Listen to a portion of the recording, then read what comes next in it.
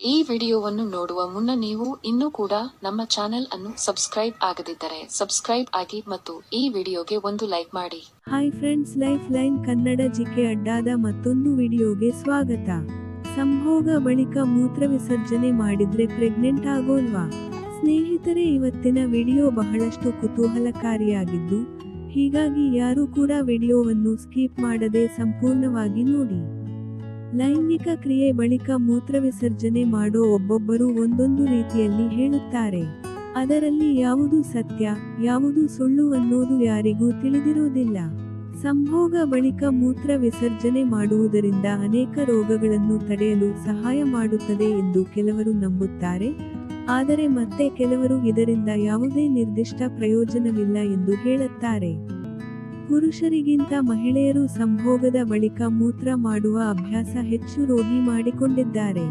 ಲೈಂಗಿಕ ಸಂಪರ್ಕದ ನಂತರ ಮೂತ್ರ ವಿಸರ್ಜನೆ ಮಾಡೋದ್ರಿಂದ ಗರ್ಭಧಾರಣೆ ಆಗೋದಿಲ್ಲ ಎಂದು ಭಾರತೀಯ ಮಹಿಳೆಯರು ಇನ್ನೂ ನಂಬುತ್ತಾರೆ. ಬಹಳಷ್ಟು ಮಹಿಳೆಯರು ಇದನ್ನು ಗರ್ಭನಿರೋಧಕದ ಬದಲಿ ಪರಿಹಾರವಾಗಿ ಅಭ್ಯಾಸ ಮಾಡುತ್ತಾರೆ. ಆದರೆ ಇದೆಲ್ಲ ನಿಜಾನಾ? ಸ್ತ್ರೀ ರೋಗ ತಜ್ಞರು ಈ ಬಗ್ಗೆ ಏನು ಹೇಳುತ್ತಾರೆ ಅಂತ ನೋಡೋದಾದ್ರೆ, ಹಾಗಿದ್ರೆ ತಜ್ಞರ ಪ್ರಕಾರ ಲೈಂಗಿಕ ಸಂಭೋಗದ ನಂತರ ಮೂತ್ರ ವಿಸರ್ಜನೆ ಮಾಡುವುದು ಸರಿಯೇ? ಲೈಂಗಿಕ ಕ್ರಿಯೆಯ ನಂತರ ಮೂತ್ರ ವಿಸರ್ಜನೆ ಮಾಡೋದ್ರಲ್ಲಿ ಯಾವುದೇ ಸಮಸ್ಯೆ ಇಲ್ಲ. ನೀವು ಬಯಸಿದರೆ ಅದನ್ನು ಮಾಡಬಹುದು, ಮಾಡದಿದ್ದರೂ ಪರವಾಗಿಲ್ಲ ಎನ್ನುತ್ತಾರೆ ತಜ್ಞರು. ಹೌದು, ಪುರುಷರು ಈ ಕ್ರಿಯೆಯಿಂದ ಹೆಚ್ಚಿನ ಪ್ರಯೋಜನ ಪಡೆಯುವುದಿಲ್ಲ, ಆದರೆ ಇದು ಮಹಿಳೆಯರಿಗೆ ಸ್ವಲ್ಪ ಮಟ್ಟಿಗೆ ಪ್ರಯೋಜನಕಾರಿ ಎನ್ನುತ್ತಾರೆ.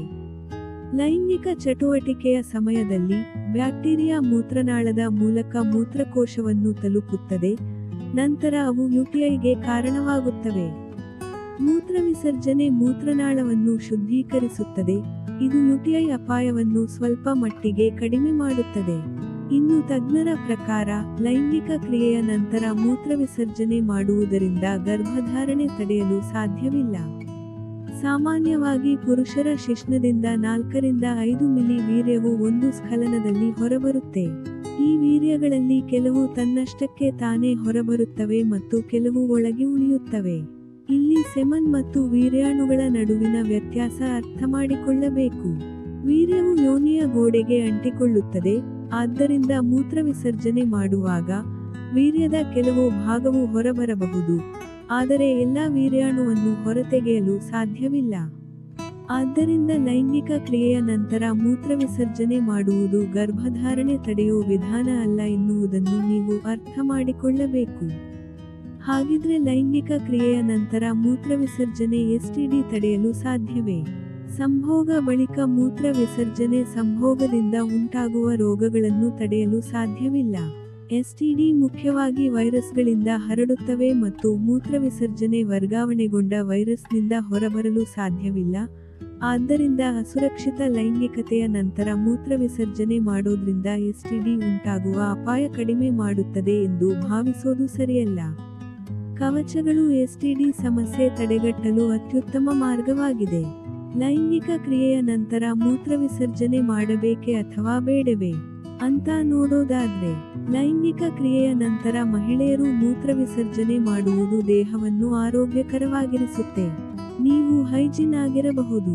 ಸಂಭೋಗದ ಬಳಿಕ ವಜೈನಾ ಸ್ವಚ್ಛಗೊಳಿಸುವುದು ಉತ್ತಮ ಅಭ್ಯಾಸವಾಗಿರಬಹುದು, ಆದರೆ ಹಾಗೆ ಮಾಡದಿದ್ದರೆ ಯಾವುದೇ ಹಾನಿ ಉಂಟಾಗೋದಿಲ್ಲ.